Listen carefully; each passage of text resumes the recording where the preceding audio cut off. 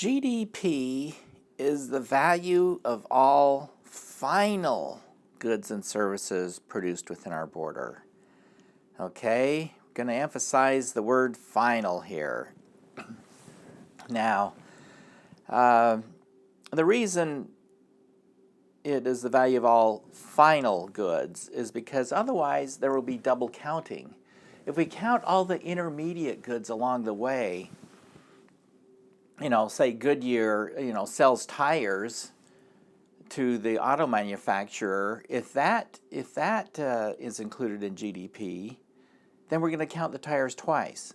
We're going to count the tire sale from Goodyear to Ford, and then when the car is purchased, we're going to count the value of the car, which incorporates the value of the tires. So the tires get counted twice. We don't want to do that. Okay, for example, here we have the farmer. We have the farmer growing the wheat and he sells the wheat to the miller. Okay, say the farmer sells for 12 cents.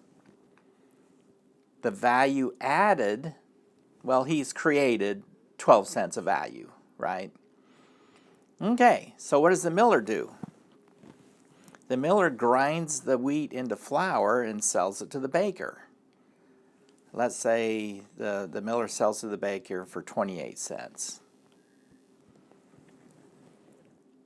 What is the value added? Well, the value added is the difference between the 28 and the 12. So the miller bought the wheat for 12, grinds it into flour, and sells it for 28. So the miller has added 16 cents to the value of this product, flour. Well, the baker, purchased the flour for 28 cents and then sells it to the grocery store for 60 cents. Well, the baker has taken that wheat or that flour and made bread, bought it for 28 cents, sells it for 60. So the baker has added 32 cents of value. And then the store takes it, puts it in a nice section of the store, and sells it to the customer for 75 cents. So the store has added 75 minus 60, 15 cents of value. Well, if we add all this up, the value of each transaction sums to $1.75. Well, the final good is the bread, 75 cents. The reason it's overstated is because we've added all these intermediate transactions to the final product. Now, however, so we're overcounting. That's why we only use final goods and services, because we're overcounting. We're counting it twice. However, if we take just the value added, guess what? It sums to 75 cents. So we can get this two ways. Yeah, we could take the value added for each stage along the way. That would be a lot more work. Okay. Or we could just take the value of the final good and service. So that's why we take just the value of the final goods and services. Also, some problems with GDP. Well, no number is perfect, that's for sure. Some problems. Well, it's not a value of social welfare, really. It's we don't know what number would be the best for that. So, one of the problems is that it measures only goods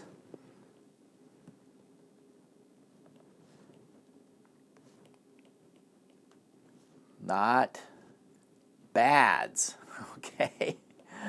There are a lot of bad stuff out there that we wouldn't necessarily call a good thing that is being bought and sold. Well, one thing it doesn't matter or doesn't measure. I mean, if we want a true value of all the economic activity, we would certainly want to include, drug trafficking, okay? Lots of economic activity going on there. So it's not a true measure of economic activity, but we don't really want to measure that necessarily anyway. Simon Kuznets, for example, did not measure alcohol sales during Prohibition. So the number is kind of understated in that way. It's not measuring all the economic activity out there. It also doesn't measure domestic services. Okay. That can be a pretty big number. So let's say I cook my own breakfast. Doesn't count. But if I hire someone to cook my breakfast, that counts. If I paint my own house, doesn't count. If I hire someone to paint it, it counts. Mow my own lawn, same thing. Okay. So it doesn't include, and there's a lot of value in that. Okay, lots of things we do for ourselves that are very valuable. It doesn't count that. And as I mentioned earlier, it's not necessarily a measure of well-being. When an oil tanker spills oil into the sea, the cleanup efforts actually add to GDP. If we pollute the air and people get sick and go to the hospital, well, GDP is increased because doctor and hospital services are part of GDP.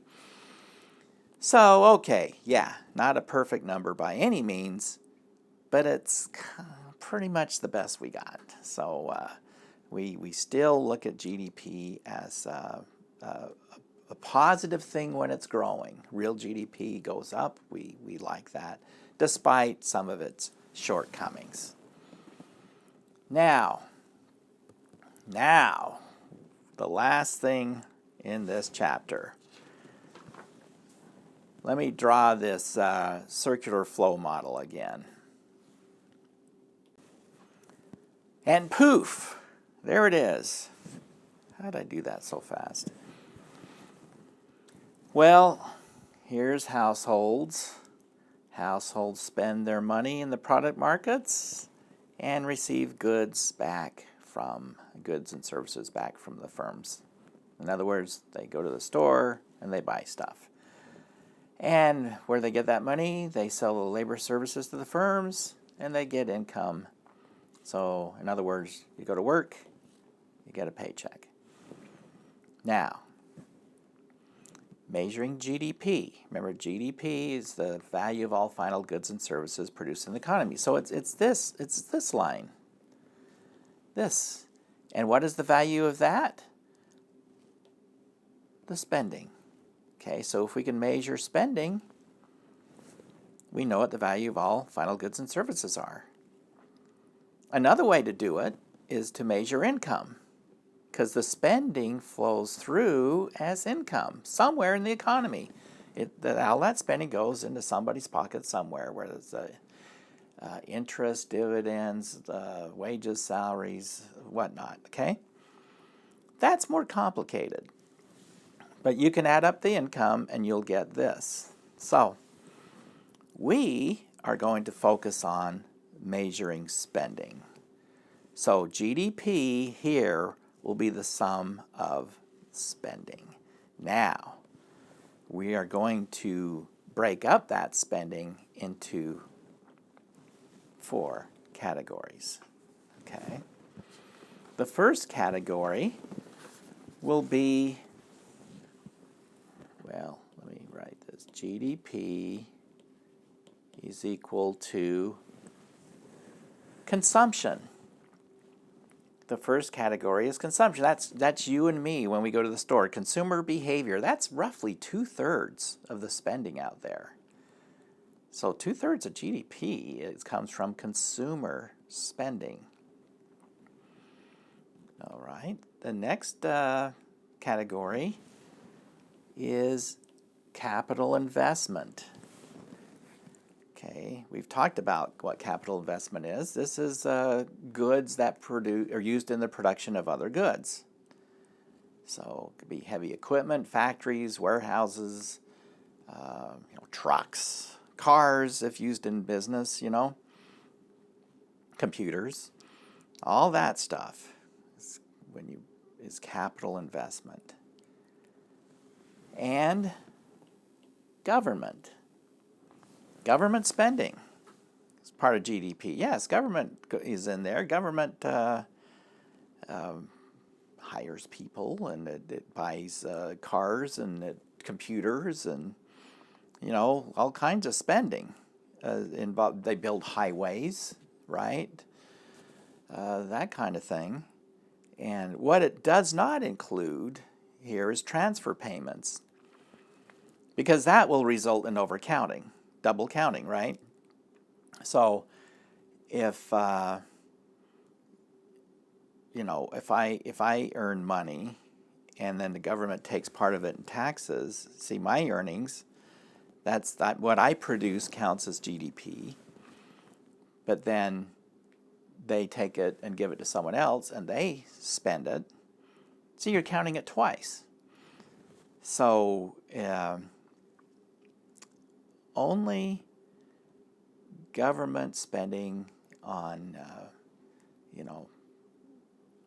production of some kind counts here. Redistribution of income doesn't count. Okay, so the other component is exports. So all we're doing is we're dividing up this spending into the categories of who does the spending. Consumers spend, businesses spend, government spends, and foreigners spend. Those are the categories of who buy produced goods in the United States or anywhere. We're talking about U.S. GDP, of course. So, there we are. Pretty simple. Now, note that the same good could be any one of these, really. Let's say a computer. If I buy a computer and play video games on it, it's consumer spending. If a business buys a computer and uses it in their production or in their business, then it's capital investment. If government buys a computer for use in their operations, it's government spending. And if someone outside the country buys a computer produced in the United States, that is called an export. Now, we're going to make one little adjustment here. Is all consumer spending done in the United States? Is everything you buy made in the United States? No. Some of it is produced elsewhere. We call that imports. And we use M as imports. So really we need to subtract an M there, consumer spending minus any imports, because we're interested in, remember, GDP is goods and services, final goods and services produced within our borders. So if we count all consumer spending, that's overcounting. Same with investment spending. We need to subtract any capital investment spent overseas. Same with government. Need to subtract. Well, in practice, we don't do that. Okay? What we do instead is over here, we just subtract it from exports. So we net out exports. So we've got C plus I plus G plus X minus M. So we adjust it here. Net export. So this is often written as NX. Net exports is exports minus imports. So you'll see it either way. Actually, usually you'll probably see it like this. C plus, okay, so GDP, and we're going to see a lot of this throughout the course, so don't worry. So our spending, that spending line over here, this here that measures the value of goods and services